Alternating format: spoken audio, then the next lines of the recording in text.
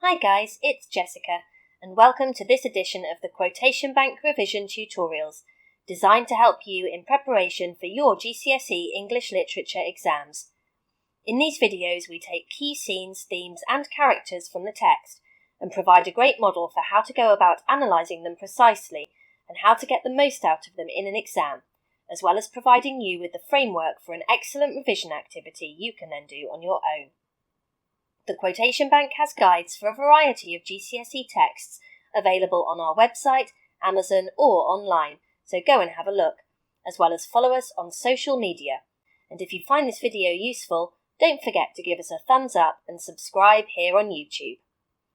Today we're looking at the idea of Victorian respectability and reputation in Dr. Jekyll and Mr. Hyde and its role within the novel. And here's why. In recent years, some English Literature GCSE exam questions have asked students to focus on areas of a set text that perhaps diverge from the main thematic or character-based concerns of the text. It is important to note that exam boards make explicit the fact that questions and extracts can come from anywhere in a text. Therefore, skipping over the seemingly insignificant is not necessarily a sensible idea. Learning time is limited, and it is logical to spend quality time on key sections of a text. To that end, we have provided brief analysis of insignificant scenes of significance, so that these scenes can be explored comprehensively but efficiently. These scenes are useful for demonstrating whole text knowledge. Whilst key scenes are rich in material, these scenes are excellent for highlighting the development of theme or character, and may awaken an examiner to a new and original point that hasn't been made by pupils again and again. So let's get to the analysis. Jekyll's good reputation must be maintained with a veneer of respectability. To lose one's reputation in Victorian society was to lose everything. This has been a trait within a variety of canonical literary texts throughout history. Turning here to Shakespeare's Othello, the character Cassio, who, on losing his job due to villain Iago's behind-the-scenes manipulation, exclaims, "Reputation, reputation, reputation! Oh, I have lost my reputation! I have lost the immortal part of myself, and what remains is bestial."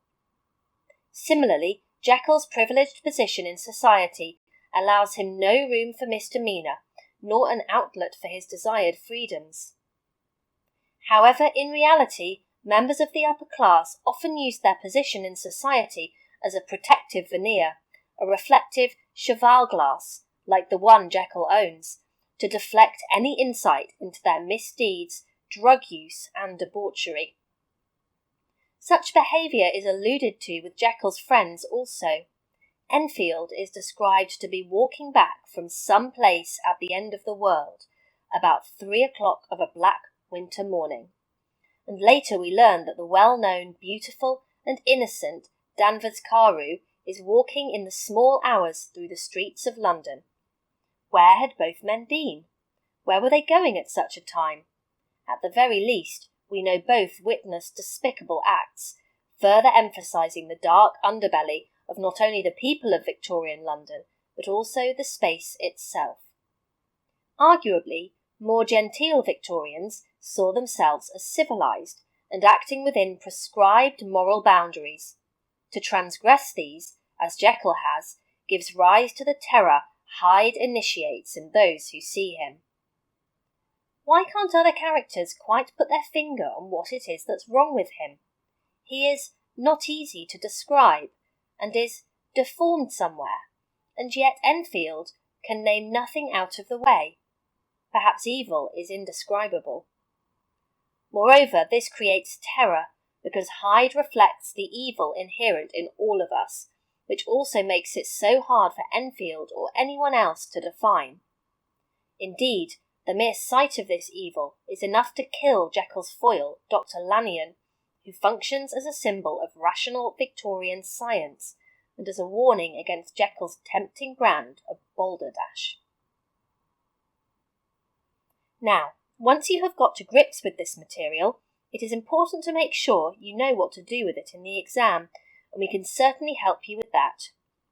The quotation bank is designed to make sure that every point you make in an essay clearly fulfills the assessment objectives an examiner will be using when marking your work.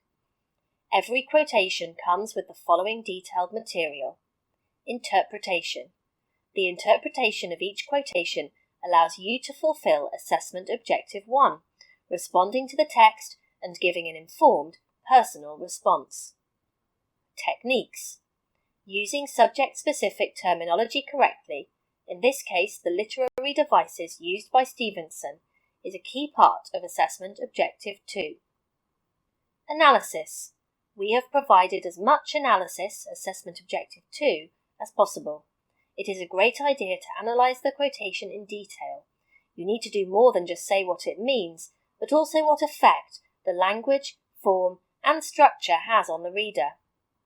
Use in essays on. Your answer needs to be focused to fulfill Assessment Objective 1. This section helps you choose relevant quotations and link them together for a stronger essay. That brings us to the end of our analysis for today. I hope you found it useful, and if you have, do give a thumbs up and subscribe for more videos from the Quotation Bank. Don't forget to check out our study guides, where we provide analysis of 25 key quotations, as well as being full of essay plans, revision activities and more. They're available from our website and other online stores. And follow us on social media. Send us a quotation and we'll try to help you out with your analysis. Thanks for listening and good luck with the exams.